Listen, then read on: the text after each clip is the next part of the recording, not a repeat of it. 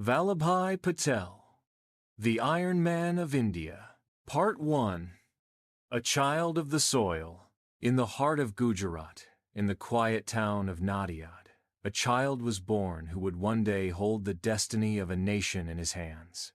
The date was October 31, 1875, and the monsoon clouds still drifted gently over the endless green fields, promising life and sustenance to a land ever thirsty, ever yearning. In the humble household of Vallabhbhai Patel and his steadfast wife Ladba, the cries of an infant mingled with the daily rhythms of rural Gujarat, a land of farmers and toil, of tradition and struggle. They named him Vallabhbhai, and in the years to come, the world would come to know him as Sardar, the chief, the unyielding force who would bind a fractured land into a nation. Vallabhbhai grew up among 5 siblings, his days colored by the sun-baked earth, his nights filled with tales of ancestral courage. The Patidars, his people, were hardy folk farmers with an iron in their souls, survivors of droughts and famines, proud and unbowed. The boy's earliest years were a tapestry woven from the lessons of hardship. The struggle for food in lean seasons, the clannish bonds of village life, the faith that God helps only those who help themselves. In this world, a child learned self-reliance before he could even spell the word. The young Vallabhbhai was neither coddled nor favored. He was sent, like the other boys, to study in small, dusty schools in Nadiad, Petlad, and Borsad, trudging miles with slate and chalk in hand, sharing meals and laughter with companions as poor as himself. He earned no special marks, made no show of ambition. If anything, his elders dismissed him as ordinary, perhaps even listless, a youth more likely to till fields than to raise the banners of history. But appearances deceive, as the world would one day learn. There was, even then, something indomitable in the boy's character, a quiet stubbornness that few noticed but none could break. The stories began to circulate of the time Vallabhbhai, suffering from a painful abscess, calmly lanced his own boil while the barber, trembling with fear, stood aside, of his refusal to show weakness or ask for comfort, even in moments of distress. It was as if a hidden steel ran through his bones, forged in the fire of adversity. Patel's journey through childhood was neither swift nor simple. He was slow to pass his matriculation, finally succeeding at the age of 22, a late start in a world that prized youthful achievement. To his neighbors, he seemed destined for a life of obscurity, perhaps a minor official or village clerk. But inside, behind that stoic brow, a different dream kindled. In the dim light of kerosene lamps, he read borrowed law books, studying late into the night. His secret ambition was to become a lawyer, to travel one day to England, to wear the robe and wig of a barrister. It was a plan as audacious as it was improbable, a dream for which he was willing to wait and work, no matter how long it took. For years, Vallabhbhai lived apart from his family, poring over tomes in solitude, determined to master the law. When at last he passed his examinations, it was not with fanfare, but with the satisfaction of a man who knows that the only victory that matters is the one over oneself. He fetched his beloved wife, Javerba, from her parents' home, and together they built a household in the town of Gujarat. There, Patel was called to the bar, and his reputation as a fierce and skilled advocate soon spread. Life, however, was not content to let him rest on these small laurels. When the dreaded bubonic plague swept Gujarat, Patel risked his own life to care for an afflicted friend. Contracting the plague himself, he showed no panic. Instead, he sent his family to safety and moved into a dilapidated, isolated house to recover alone. It was a brush with death that might have cowed a lesser spirit. For Vallabhbhai, it only deepened his resolve. As the seasons turned, so too did the chapters of his life. The birth of a daughter, Manabin, in 1903, and a son, Vallabhbhai, in 1905, brought joy, but also new responsibilities. The growing family settled into a rhythm of hope and struggle, with Patel shouldering the burdens of kin and community alike. He became, almost by stealth, the backbone of his clan. His talents as a lawyer grew with each passing year. He earned respect for his uncompromising integrity, his sharp mind, and the calm fury with which he argued his cases. Yet for all his success in the courtroom, he never lost sight of the hardships of his people, the toiling farmers, the families bowed by colonial taxes, the ever-present shadow of British rule. But fate, ever the stern teacher, was not yet done with him. When the time came for him to pursue his long-cherished dream of studying in England, a twist of fortune and familial duty led him to sacrifice his chance so that his elder brother, Vallabhbhai, could go in his stead. It was a decision born of humility and honor, a choice that would shape not only his own life, but the very future of India. In these early years, through suffering and sacrifice, joy and loss, the iron of Vallabhbhai Patel was forged. The child of Nadiad, the son of farmers, the young man dismissed as ordinary, was preparing, step by step, to meet the extraordinary destiny that awaited him. Part 2. Fire and Loss. A man's life is sometimes cleaved into two by a single, unendurable blow. For Vallabhbhai Patel, that blow came in the year 1909, in the echoing corridors of a hospital in Bombay. His wife, Javerba, had been unwell for months, her body racked by a mysterious and relentless pain.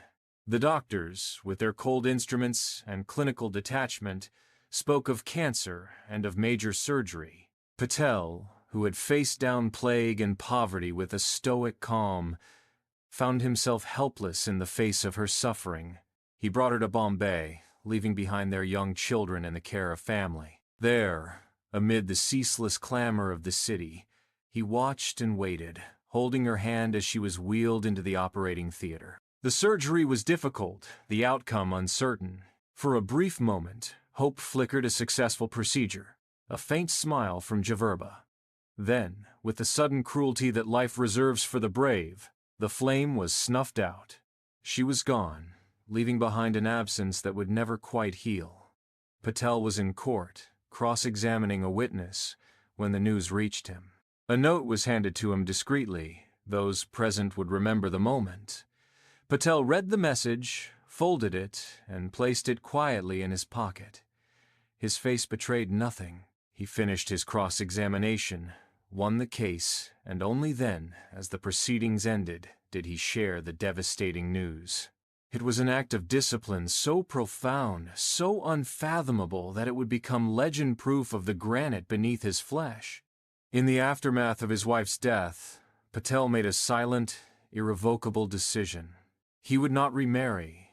His children, Manabin and Vallabhbhai, would be his charge alone. With the help of his extended family, he raised them as both father and mother, guiding them with the same uncompromising honesty and discipline he demanded of himself. His daughter, Manabin, became not only the keeper of his house, but in many ways, the guardian of his heart. Perhaps it was the shadow of loss, or perhaps the realization that life's gifts were fleeting, but something hardened in Patel during those years. He redoubled his efforts at the bar, building a reputation in Godhra, Borsad, and Anand as an advocate who would not bend, who could not be bought or intimidated. He took on the financial burdens of his ancestral home in Karamzad, ensuring his family's welfare even as he climbed the ranks of his profession. The lawyer's life, with its rituals and certainties, became his shield against grief. Patel was not above small pleasures. He played bridge with the city's elite, dressed impeccably in European clothes, and dreamed, still, of a better future for his children. But beneath the surface, The loss of Javerba was a wound that shaped every choice, every sacrifice. By 1910, Patel had saved enough money to pursue the dream he had once relinquished for his brother, a journey to England to become a barrister. The moment arrived with a strange symmetry. The ticket and documents were mistakenly addressed to V.J. Patel at his brother Vallabhbhai's house. Vallabhbhai, recalling his own abandoned ambitions, insisted on going instead. The family's honor would not allow the younger brother to precede the elder to England. Patel, with a deep sigh and a resolute heart, stepped aside once more. For him, duty to family was not just a virtue, it was the unspoken law of his existence. And so, Vallabhbhai sailed to London, and Vallabhbhai continued his toil, practicing law and caring for his children. His ambitions quietly banked but never extinguished. When at last, at the age of 36, the opportunity came again, Patel seized it. He journeyed to London, enrolling at the Middle Temple, one of the most prestigious of the Inns of Court. It was an audacious leap for a man with no formal college education, already shouldering the weight of tragedy and responsibility.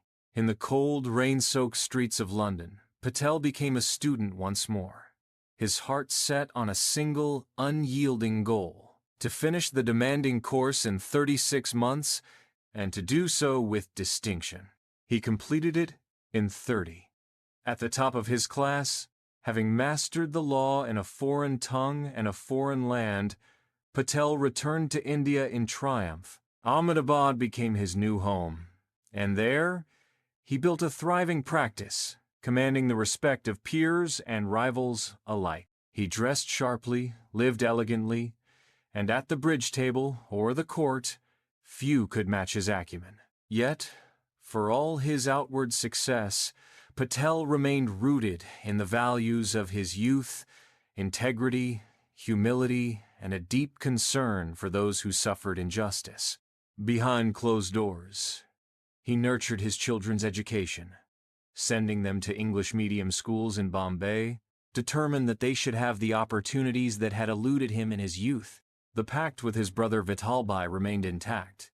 Vallabhbhai would stay in Ahmedabad to support the family, while Vallabhbhai entered the tumultuous world of politics in the Bombay presidency. Yet, beneath the polished veneer of the barrister's life, a slow and powerful transformation was at work. The land of his birth, chained and humiliated under the yoke of the British Raj, called to him. The peasants of Gujarat, their backs bent under crushing taxes, looked for a leader. And, in the vast, gathering storm of India's awakening, the day was fast approaching when Vallabhbhai Patel, the orphaned husband, the advocate of the courts, the patient dreamer, would answer that call, and step out from the private shadows of loss into the blinding light of history. The fire that loss had kindled in him would soon ignite a revolution. The world would come to know him not just as a lawyer or father, but as Sardar, a leader forged by grief and ready to bind a nation's wounds. Part 3.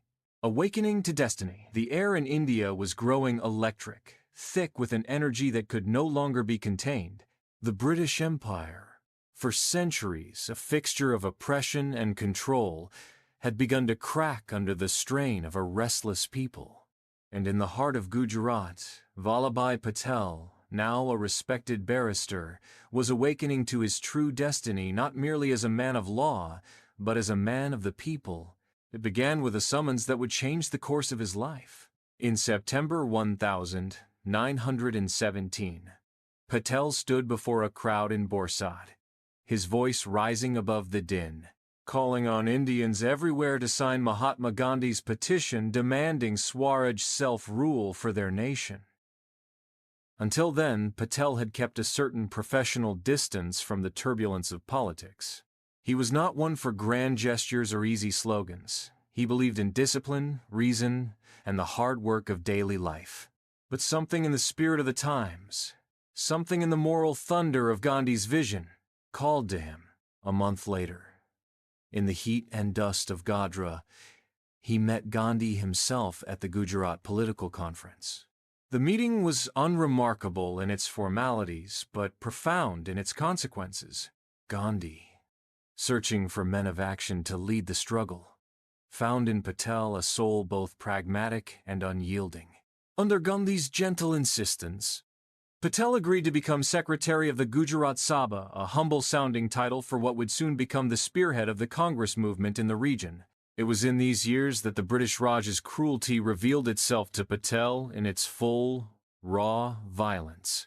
The Veth system, forced labor imposed by colonial officers, reduced Indians to the status of slaves. Famine and plague ravaged Gujarat, and the colonial government's response was to tax the starving and ignore the suffering. Patel, who had once wielded his legal skills for private clients, now put them at the service of the poor and powerless. The pivotal moment came with the Kheda Satyagraha of 1918.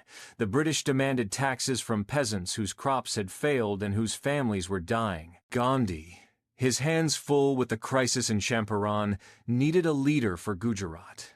It was Vallabhbhai who volunteered after a night of deep, silent contemplation. He knew what it meant. The end of his legal ambitions, the possible ruin of his family, the certainty of conflict with a power that did not forgive rebellion. But Patel had never been one to shrink from pain. This was a different battlefield, but he entered it with the courage of a warrior. With a few trusted allies, Narahari Parikh, Mohanlal Pandya, Abbas Tyabji, he set out on foot, going from village to village, listening, documenting, urging unity. Patel's leadership was not of fiery oratory, but of relentless presence. He spoke to the villagers not as a distant leader, but as one of their own. "If we do not stand together," he told them, "we will all be crushed one by one." When the time came to refuse taxes, Patel led the revolt with a precision born of the courtroom. He organized networks to hide valuables from police raids, trained volunteers to remain nonviolent in the face of provocation, and steeled the people against fear. The government responded with arrests and confiscations. Cattle, tools, even whole farms were seized. Families thrown into destitution. But still the people held firm. And still Patel stood with them, his voice unshaken, his resolve undimmed. The story spread across India of the lawyer who had become the peasant's champion of the movement that defied an empire. Sympathy came even from those who had once stood with the British. At last, the government relented. Taxes were suspended, and Patel emerged not just as a local leader, but as a national symbol of resistance. In 1920, he was elected president of the newly formed Gujarat Pradesh Congress Committee, a position he would hold for a quarter century. He raised over rupees 1.5 million for the cause, recruited more than 300 members, and set the Congress ablaze in Gujarat. As a gesture of total commitment, Patel threw all his English clothes into a bonfire, donning only the humble khadi that Gandhi had made the symbol of Indian pride. His children, Maneben and Dayabhai, followed suit. But Patel's work did not end at the boundaries of protest. He fought against the triple scourges of alcoholism, untouchability, and caste, traveling from village to village, advocating education for women, urging reconciliation between Hindus and Muslims. The Congress, riven by ideological battles, found in him a steadfast supporter of Gandhi's creed, even as the Swarajists and Socialists vied for power. In Ahmedabad, Patel was elected municipal president 3 times. In these years, he transformed the city, modernizing sanitation, expanding electricity, ensuring fair pay for nationalist teachers. When the skies broke open in 1927, unleashing floods that destroyed homes and claimed lives, Patel led the rescue. He established refugee centers, organized medical relief, and channeled resources with the efficiency of a seasoned administrator. He was not afraid of confrontation nor of unpopular causes. When Hindu-Muslim tensions flared, he put himself at the center of the storm, mediating disputes, advocating fairness, and risking his own reputation for the greater peace. When British laws banned the Indian flag, Patel led processions in defiance, braving arrest and negotiating the release of imprisoned nationalists. Through all this, he became more than a man. He became a movement. His voice, once confined to the courtroom, now carried across fields and cities, inspiring thousands. He forged unity where there had been division, purpose where there had been despair. To the people of Gujarat, he was no longer just Vallabhbhai. He was Sardar, the leader, the chief, the iron-willed guardian of their hopes. India was stirring. The time was coming when the struggle would reach every corner of the land, and at its heart, silent but unbreakable, stood the man who had learned, through sorrow and sacrifice, that destiny is not given but seized, and freedom is bought not with words, but with the unwavering courage of those who refuse to bow. Part 4. Satyagraha and the Birth of the Sardar. The years rolled forward, and the air in India thickened with the scent of rebellion. Under British rule, the old wounds of hunger, injustice, and humiliation festered. But the land, battered by centuries of domination, now trembled with hope kindled by men and women who refused to remain silent. At the center of this whirlwind stood Vallabhbhai Patel, whose personal losses had tempered him into a leader both gentle in counsel and iron in resolve. It was in the villages and fields of Gujarat that Patel's legend grew. In Kheda, his cool-headed leadership had won exemption from taxes for famine-stricken peasants.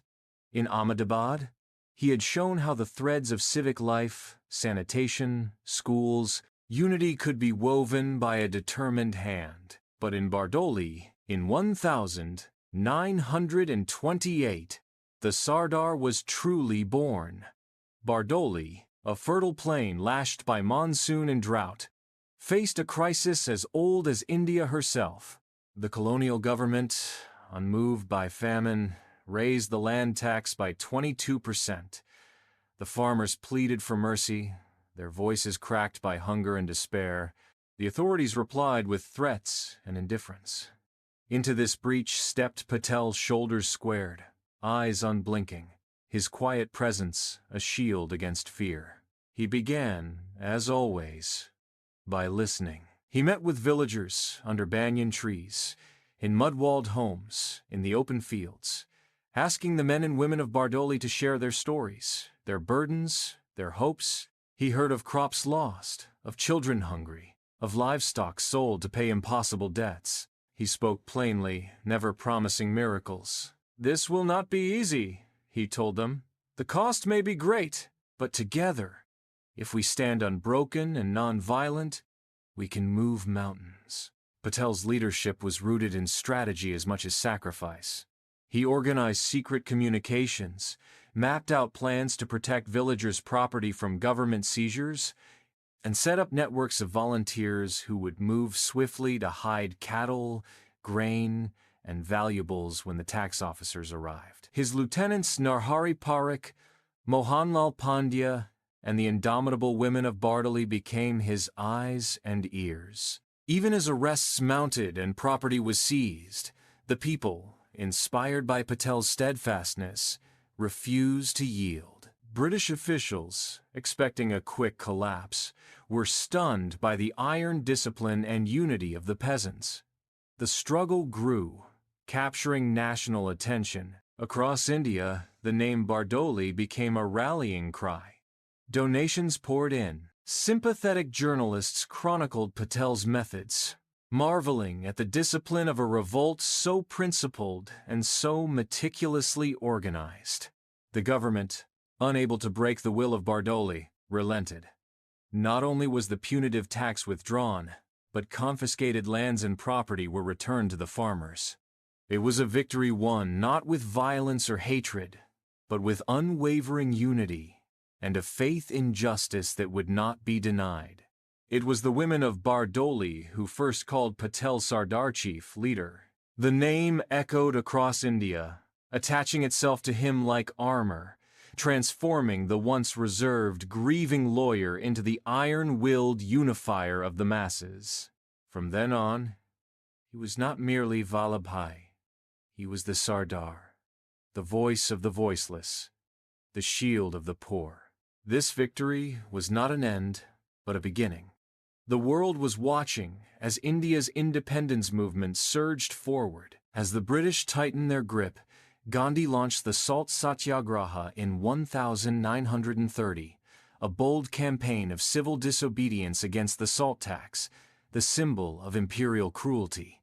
Patel, ever at the vanguard, was arrested in the village of Ras even before the first grains of forbidden salt had been lifted from the shore. His arrest was swift.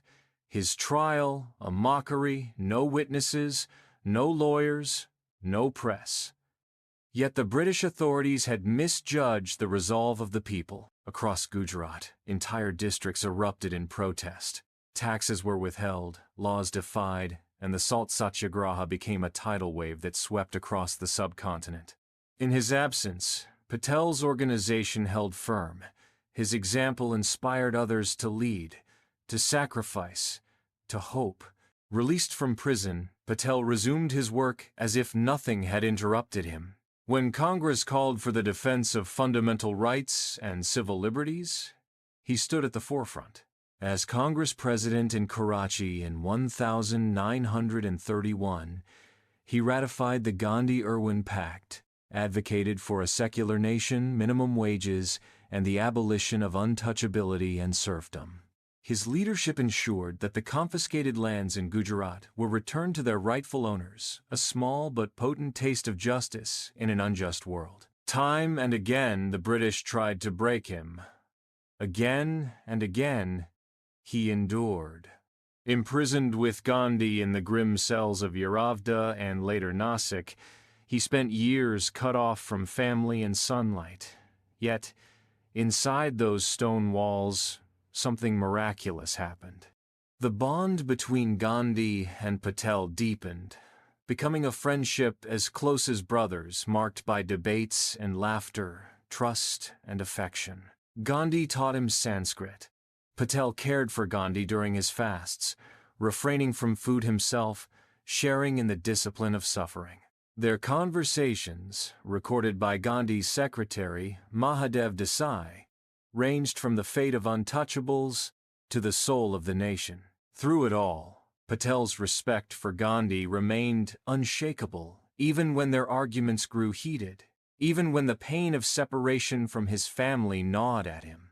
Emerging from prison, Patel returned to the struggle with undiminished vigor. He rose to become the Congress's main fundraiser, strategist, and political manager, helping to select and finance candidates for elections in 1934 and 1936. Never seeking office for himself, he was content to build, to guide, to ensure that the machinery of freedom was set in motion. As the 1930s darkened, with threats both from the Raj and from within the Congress, Patel's leadership was often the difference between order and chaos. He clashed with the likes of Subhas Chandra Bose, opposing what he saw as dangerous distractions from the true goal of independence. Sometimes accused of being too authoritarian, too inflexible, Patel never swerved from his belief. India must be free, united, and just. Nothing less would suffice. He had become, in every sense, the Sardar, a man forged in the crucible of suffering, armed with patience and will, ready to shepherd his people through the long, hard night toward the dawn of liberty. Part 5. Thunder Before the Storm. As the 1930s faded and the world lurched toward war, India's struggle for freedom grew both urgent and perilous. The British Empire, now locked in a mortal contest with Nazi Germany, tried to tighten its grip on the subcontinent, even as the fires of rebellion glowed ever brighter.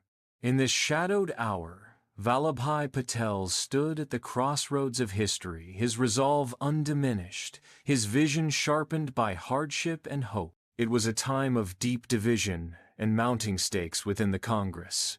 The death of Patel's elder brother, Vallabhbhai, in Geneva in 1933, added sorrow to his burdens. A will, written on a sickbed, left the greater share of Vallabhbhai's estate to Subhas Chandra Bose, with whom he had grown close. When Patel read the letter, he questioned its legitimacy.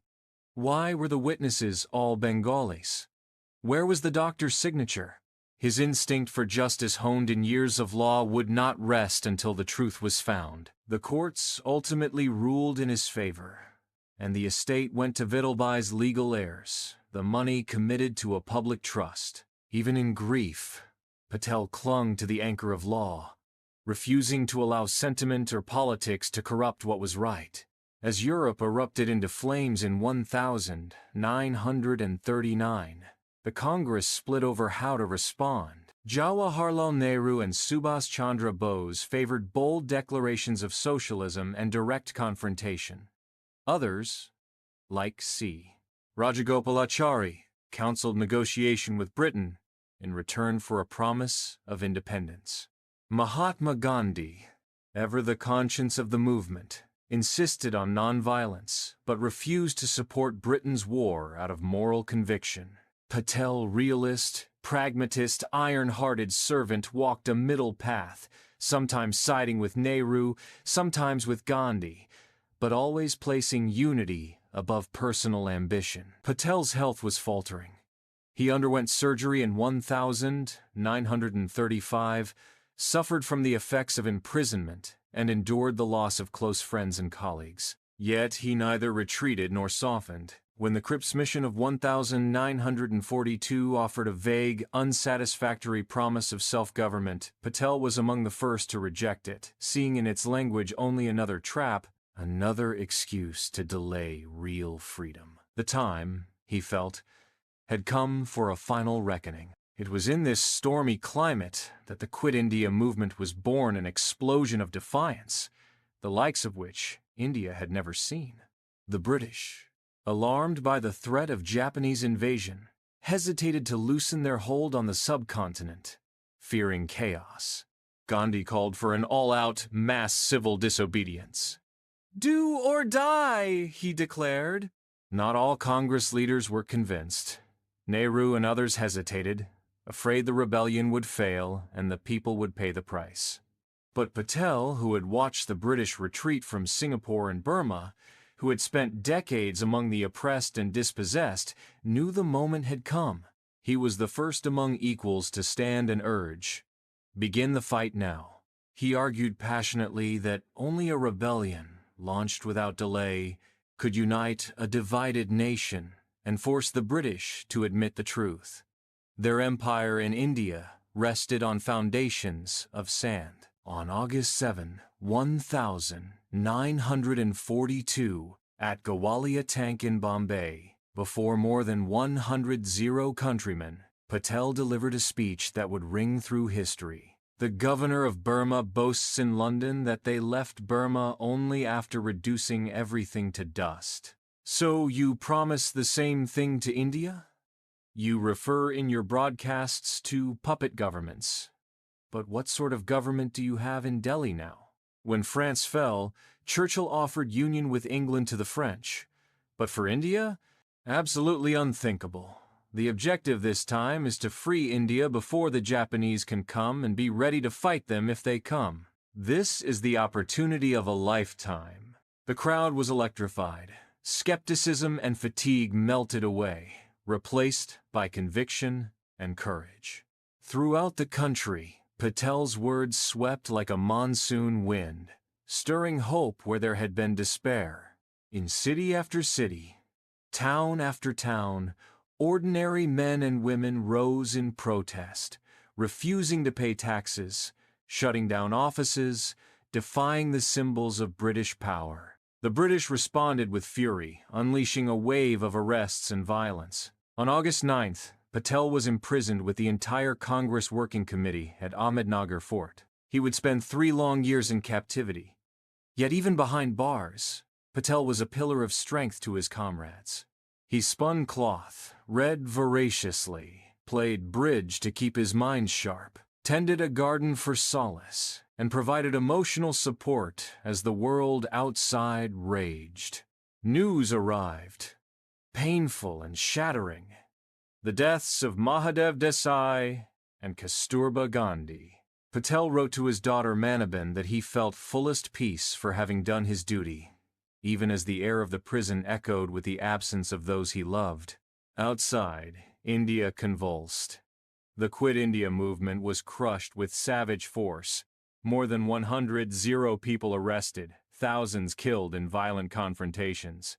But the rebellion was like a fire that, though doused, left the land forever changed. The Viceroy wrote to Churchill, "This was the most serious rebellion since 1857.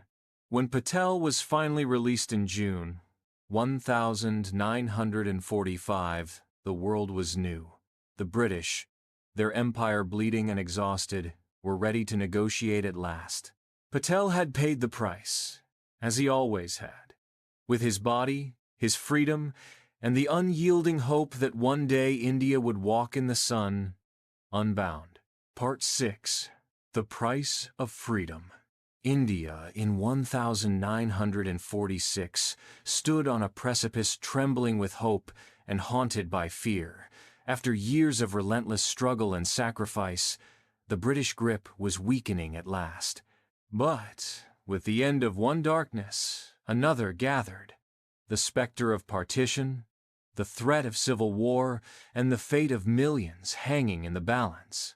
In this pivotal moment, Sardar Vallabhbhai Patel, age-worn, heart-bruised, but more resolute than ever, shouldered the heaviest burdens a leader could bear. The elections of 1946 made the outlines of division clear. The Congress, inheritor of the nationalist dream, won a sweeping majority among Hindu voters. The Muslim League, galvanized under Muhammad Ali Jinnah, swept the Muslim constituencies, its demand for a separate Pakistan echoing across the land. The dream of a united India, which so many had suffered and died for, seemed to unravel before their eyes. For Patel, there was no time for despair. As negotiations with the departing British unfolded through the cabinet mission, through endless councils and late-night debates, he revealed the qualities that would mark him as the Iron Man of India. While others argued and agonized, Patel weighed reality with an unsparing clarity. He saw what others refused to see, that the old unity could not be saved by sentiment alone, that every wasted hour brought the country closer to ruin. The proposals came thick and fast.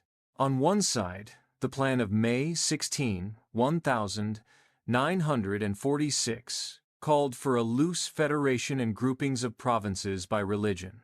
On the other, the possibility of partition loomed ever larger. Gandhi himself railed against the grouping clause, denouncing it as a blueprint for division, but Patel, ever the realist, understood that rejecting it would hand the entire government to the League. He argued, cajoled, and convinced his colleagues Nehru, Rajendra Prasad, Rajagopalachari that acceptance was the lesser evil. He met with British envoys, extracting promises that gave the Congress breathing room. But it was a game played with loaded dice. The League, having gained what it could, changed its mind, and soon the fragile peace was shattered. Riots flared. Rumors of slaughter moved faster than the wind. As the Viceroy, Lord Wavell, invited the Congress to form a government, Patel took charge of the Home Affairs and Information portfolios, moving into a government house on Aurangzeb Road, a seat of power that offered no refuge from crisis. To Patel, the logic of events became inescapable. Partition, with all its terrors, was now the only path that might spare India from complete disintegration. He had watched, aghast, as Jinnah's Direct Action Day campaign turned the streets of Calcutta and Punjab into rivers of blood. He had seen the British, desperate to escape with their dignity, veto the very measures that might have kept the peace. While Nehru and Gandhi still wavered, torn between principle and pragmatism, Patel saw the threat with pitiless clarity. The alternative to partition was not unity but anarchy, not reconciliation but endless war between neighbors, the slow death of the dream for which so many had fought. If India did not resolve the question quickly, Patel believed, hundreds of princely states would declare independence, fragmenting the nation into 1,000 warring pieces. As the violence escalated, Patel worked day and night with V.P. Menon, his shrewd and trusted civil servant. The two men drew up a map for a new reality, two nations, with the boundaries cut across ancient cities, rivers, and hearts. He faced resistance not only from the League, but from his own colleagues, who accused him of betrayal, of abandoning Gandhi's vision. Patel bore their anger, their grief, their suspicion, and pressed forward. When Lord Mountbatten, the last viceroy, presented the final plan for partition in June 1947, it was Patel who argued for acceptance, lobbied for votes in the Congress Working Committee, and sat with Gandhi in private, heartbreakingly honest. The choice is between one division and many divisions. My heart is heavy, but we cannot give way to sentimentality. We must face facts. In the bloody summer that followed, Patel was everywhere at the center of the Partition Council, overseeing the impossible task of dividing armies, government, property, the very sinews of a country. He was neither deceived by hope nor paralyzed by fear. He organized relief for refugees fleeing violence. Hindus, Sikhs, Muslims alike set up camps, distributed food, deployed soldiers to restore order. The death toll soared. Hundreds of thousands perished. Millions more were uprooted. Patel, surrounded by grief, pressed on with the grim work of building peace from the wreckage. He went to Amritsar, where Sikh leaders threatened vengeance against Muslim convoys, and spoke to crowds of thousands, his voice hoarse, his heart heavy. The butchery of innocent men, women, and children does not behove brave men. Let there be a truce for 3 months. If we must fight, let it be as honorable men, not murderers of the defenseless. Wherever he went, his words had weight. Violence subsided, order slowly returned. He was blamed, praised, misunderstood. Yet in those hours of chaos, he was the backbone of the new India, refusing to abandon decency even when rage and vengeance swept the land. When Nehru and Maulana Azad questioned his decisions, when accusations of favoritism or neglect were hurled at him, Patel did not shrink. He took criticism as he took praise, a test of duty, not a measure of self-worth. In the end, it was Patel's realism, his ruthlessness, and his iron compassion that saved India from utter dissolution. The price of freedom had been paid in tears and blood. But as the sun rose on August 15, 1947, the tricolor flew over a nation that, for all its wounds, was finally its own. Part 7. The architect of unity independence had come at last, but it came trailing shadows of grief, division, and uncertainty. The British had gone, but they had left a nation carved by new borders and haunted by old wounds. Refugees wandered the roads, villages smoldered, and everywhere the question lingered. Could this new India hold together?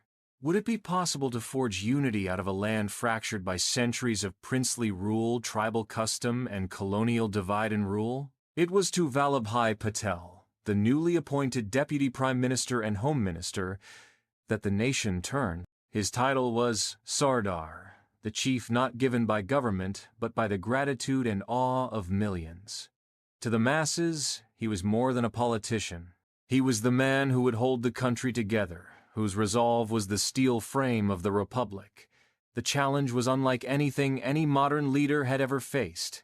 The Indian Independence Act of 1947 had given more than 565 princely states, large and small, rich and poor, the freedom to choose, To join India, accede to Pakistan, or remain independent. This was a recipe for chaos, a spark for civil war, a shattering of the unity for which generations had struggled. Patel understood the stakes better than anyone. The problem of the states, Gandhi told him, is so difficult that you alone can solve it. It was a task that called for a mixture of patience and power, persuasion and force, wisdom and will. Patel chose as his right hand V.P. Menon, the shrewd and diplomatic civil servant who had been at his side during the negotiations of partition. Together, they would embark on what many considered an impossible mission. Patel began not with threats, but with invitations, luncheons, and teas at his simple home on Aurangzeb Road. One by one, he summoned the princes, Maharajas and Nawabs, Rajas and Thakurs, men who had lived their entire lives in gilded isolation, surrounded by courtiers and sycophants, their imaginations untouched by the realities outside their palace walls. Patel spoke to them as a fellow Indian, urging them to see that their destinies were now entwined with the land and its people. He offered generous terms, privy purses for their descendants, guarantees of dignity and honor if only they would join the Indian Union in good faith. But Patel's velvet glove hit an iron fist. "You must accede by August 15, he said, "or face the consequences." To those who hesitated, he made it clear. The new Indian state would not tolerate private kingdoms. Force was an option, and Patel made sure the princes understood he would use it if needed. His message was not one of conquest, but of inevitability. The age of princely autonomy was over. Most of the states yielded. The logic was unanswerable, the pressure immense. Yet there were holdouts, states like Junagadh, Hyderabad, and Jammu, Kashmir, where the complexities of religion, geography, and ambition threatened disaster. Junagadh, in Patel's own Gujarat, was the first flashpoint. Its Nawab, under the influence of Sir Shah Nawaz Bhutto, declared accession to Pakistan. Even though the state was surrounded by Indian territory and its population was overwhelmingly Hindu, Patel responded with a blend of diplomacy and muscle. He demanded Pakistan annul the accession and sent the army into neighboring principalities to demonstrate resolve. Widespread protests erupted. The Nawab and Bhutto fled to Karachi, and the Indian army marched in. A plebiscite was held. 99.5% of the population voted to merge with India. Junagadh, and with it the jewel of the Somnath temple, returned to Indian hands. Hyderabad was an even greater challenge. The Nizam presided over a vast kingdom, with a Muslim elite ruling a largely Hindu population. Encouraged by the British and Pakistan, the Nizam dreamed of independence. His private army, the Razakars, terrorized those who supported accession to India, and violence spilled across the border. Patel, working alongside Nehru and Mountbatten, tried negotiation, but the Nizam remained obstinate. When all else failed, Patel ordered Operation Polo, a swift military action that shattered the Razakar resistance and forced the Nizam to accede to India. In a matter of days, the largest and most dangerous of the princely states was brought into the fold. Kashmir, always on the edge, presented perhaps the most tragic dilemma of all. When tribal militias, backed by Pakistan, invaded in October 1947, Patel advocated immediate military action. Yet he waited, honoring the letter of the law until Kashmir's Maharaja signed the instrument of accession. Only then did Indian forces secure Srinagar and turn the tide. As always, Patel's guiding star was unity, his determination that no part of India would be surrendered to violence or separatism. But for Patel, unity was not only a matter of borders. It was about the soul of the nation, about building institutions that would outlast any single leader. He played a pioneering role in the creation of the All India Services, the Indian Administrative Service, and the Indian Police Service, which became the steel framework of the new republic. "There is no alternative to this administrative system," he told the Constituent Assembly. "The Union will go, you will not have a united India if you do not have good All India service which has the independence to speak out its mind." He became the patron saint of India's civil servants, insisting on impartiality, incorruptibility, and dedication to the country above all else. For him, these institutions were not merely bureaucratic necessities. They were the foundation on which freedom would stand, the guarantee that chaos would not swallow the hopes of independence. The nation watched as Patel moved from crisis to crisis, calm, unhurried, unflinching. He was the man who soothed the wounds of partition, organized relief for millions, suppressed riots in Delhi and Punjab, spoke hard truths to communities bent on vengeance. He was, to many, the embodiment of the country's resilience, its practical wisdom, its fierce refusal to give in to despair. As the months passed and the new republic took shape, Patel's reputation grew ever greater. He had been called the Iron Man, but for those who saw him work, he was also a man of infinite compassion, who wept for the suffering of his people and labored night and day so that the dream of India might live. Part 8. The Last Battles of the Iron Man. As the Republic of India took its first uncertain steps, Sardar Vallabhbhai Patel became the quiet sentinel at its gate, vigilant, tireless, and unflinching. His office in Delhi became a beacon for those seeking justice and reassurance. Officials and farmers, civil servants and laborers, the dispossessed and the powerful, to all, Patel brought the same mix of warmth and iron. He listened with the patience of a father, decided with the swiftness of a general, and carried the weight of each plea deep in his heart. Yet, even as India was being rebuilt, new storms gathered on the horizon. The flames of partition still smoldered, and millions of refugees, Hindus, Muslims, Sikhs poured across shifting borders, carrying tales of unimaginable loss. The capital, Delhi, was transformed overnight by a sea of the uprooted. Patel, refusing to be paralyzed by the enormity of the tragedy, established the Delhi Emergency Committee. He led from the front, visiting camps, organizing relief, deploying soldiers to troubled neighborhoods, and warning officials firmly and publicly against any hint of partiality. The communal wounds of partition cut deep, and Patel refused to let them fester. When news arrived that Sikh mobs planned to attack Muslim convoys leaving for Pakistan, Patel rushed to Amritsar. Facing a crowd of 200,000 raw with anger, exhausted by grief, he spoke not just as a leader, but as a man who had witnessed suffering and had chosen restraint over revenge. "To fight against the refugees is no fight at all," he declared, voice trembling with feeling. "Let there be truce.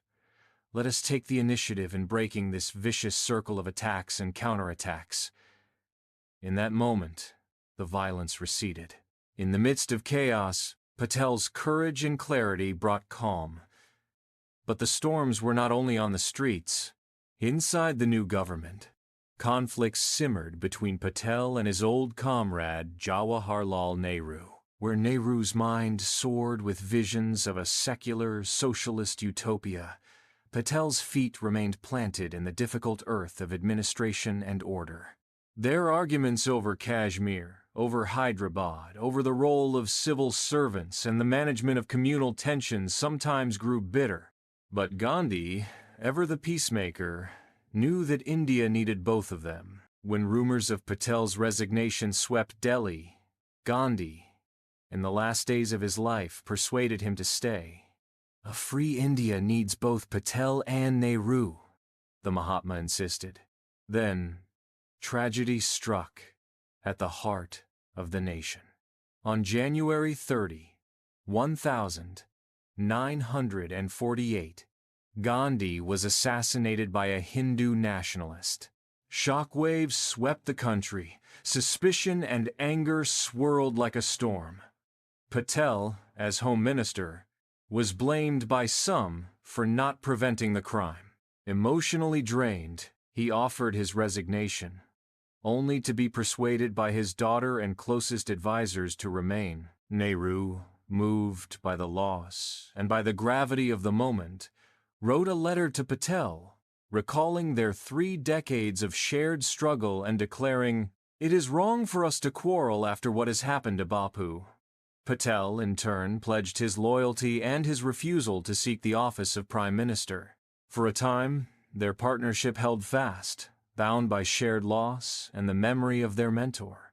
Patel threw himself back into the work of healing a wounded land. He met with refugees from East Bengal, Assam, and Tripura, as violence against Hindus flared in East Pakistan. While Nehru sought pax and international mediation, Patel went to the people reassuring, calming, persuading them to give peace one more chance. In Parliament, he spoke with passion and sorrow, his words weighted with the experience of decades. It was in these years that Patel's vision for the Indian state reached its fullest expression. He shepherded the passage of 2 critical articles in the Constitution protecting civil servants from political interference and guaranteeing their privileges and security. He founded the All India Services, describing them as the steel frame of the nation. "If you do not have good All India service," he warned, "you will not have a united India." His attention to detail was legendary. When a delegation of Gujarati farmers, desperate and exploited by middlemen, sought his help, Patel guided them to form the Kaira District Cooperative Milk Producers Union. This seed would one day grow into Amul, a household name across India. And in the west, at Somnath, the ancient temple lay in ruins, a symbol of loss and resilience. Patel pledged its reconstruction, oversaw the founding of a public trust, and began the work of restoring a sacred icon. "It is not just a temple we rebuild," he told those who questioned him, "but the faith and unity of a nation." All the while, the borders of the Republic were tested. When Pakistan invaded Kashmir, Patel advocated immediate action, overseeing the military operations that secured Srinagar and rescued much of the valley. He opposed taking the dispute to the United Nations, fearing outside interference. He resisted the release of funds to Pakistan, warning they might be used for war. And in the east, as the flow of Hindu refugees from East Pakistan surged, he stood up in Parliament and in public, shouldering the anguish of millions. But even as he stood vigilant against threats from outside and within, Patel found himself fighting battles he had never wished for. The assassination of Gandhi had cast a long shadow. Patel, always clear-eyed about the dangers of fanaticism, banned the Rashtriya Swayamsevak Sangh (RSS) and demanded it renounce violence and secrecy before it could be legalized. He was unyielding, seeking not vengeance, but the primacy of the Constitution and the rule of law. Whether they are friends or foes, even our own dear children, we will not allow them to play with fire so that the house may be set alight, he declared to the nation. In those final years, Patel was honored and celebrated. Universities bestowed honorary degrees, Parliament stood to applaud his courage, and crowds gathered wherever he went. Yet he remained, in private, a man haunted by exhaustion, by grief, by the knowledge that he had given his life to a cause larger than any one man. His health, always fragile, began to fail. Yet he continued to work, sometimes far into the night, sometimes against his doctor's strictest orders. His heart, battered by years of stress, finally betrayed him.